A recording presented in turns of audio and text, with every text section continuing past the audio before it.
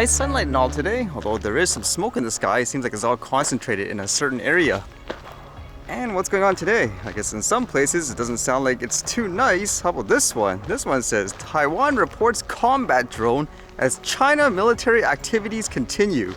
As it says here, Taiwan's defense ministry said on Saturday morning that over the past 24 hours, it had detected 20 Chinese Air Force planes entering the island's air defense zone, including a combat drone that flew along Taiwan's Pacific East coast. Makes me wonder if it was done to intimidate them or if they're actually serious now and actually attacking them, because I mentioned before, I know people in that area, they say every year, for example, it's always a threat, but who knows? It says democratically governed Taiwan, which China claims as its own territory, has complained for 3 years of increased military pressure from Beijing. Last Saturday, China held a day of drills around Taiwan in an angry response to brief stopovers this month in the United States by Vice President William Lai.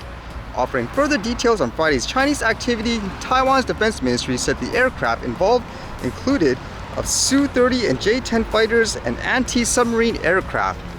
And as they say, a TV-001 drone flew to Taiwan's north, headed into the Pacific, broadly tracking the island's east coast, then looped back along the same flight path and returned to China. The map showed. I wouldn't be surprised if they just decide only to use, let's just say, autonomous drones for all this surveying, if that's what you want to say. Either way, let's see if this war actually takes place, because again, it's been years where there's always the threat, but it never actually happens. It might actually this time, we'll see. And I thought this was kind of interesting, where someone was using a drone to document a situation and people were saying it's disrespectful. This one says, drone over Clonmel crash site, disrespectful to families and emergency workers. A senior Gada has criticized the use of a drone over the fatal crash site as disrespectful to both the grieving families and emergency personnel. Gardai said that the images of the immediate aftermath of the collision were being shared on social media and messaging apps and urged people not to do so out of respect for the young people and their families. Father Michael Toomey told PA News Agency there was an anger at the use of a drone at the scene and reiterated Gardai's message for people not to use or share images on social media. And again, they emphasized speaking to the media on Saturday, Superintendent Kieran Ruan urged people not to share any drone footage. That's kind of odd, because I can understand the situation of privacy when people are grieving, for example, but why focus just on drone footage? Isn't just taking pictures in general, like here with a camera, wouldn't that be equally as, quote, disrespectful and all that? Why specifically the drone? Like, to me, that's a little odd in that case. Is it just because you can get like a better view of the situation? Because you should be consistent. If you say no footage from the drone in this case, there should be no footage for anything, correct? And this was kind of interesting to read, where apparently SpaceX is being sued for discrimination, but when you read more into it, it sounds kind of odd actually. It says the Justice Department is suing SpaceX for allegedly not hiring refugees and asylees. The Justice Department is suing SpaceX, accusing the Elon Musk-founded company of discriminating against refugees and asylum seekers in the hiring process. The department alleges in the lawsuit filed Thursday that between September 2018 and May 2022, SpaceX violated the Immigration and Nationality Act by discouraging refugees and asylum recipients to apply for available positions in their marketing materials, rejecting or refusing to hire them, and hiring only US citizens and permanent residents. SpaceX also falsely claimed it could not hire non-US citizens because of export control laws, the Justice Department said. In a reply posted to X, formerly known as Twitter, Musk called the lawsuit yet another case of weaponization of the DOJ for political purposes. SpaceX was told repeatedly that hiring anyone who is not a permanent resident of the United States would violate international arms trafficking law, which would be a criminal offense. And like they say in the post, it says US law requires at least a green card to be hired at SpaceX, as rockets are considered advanced weapons technology.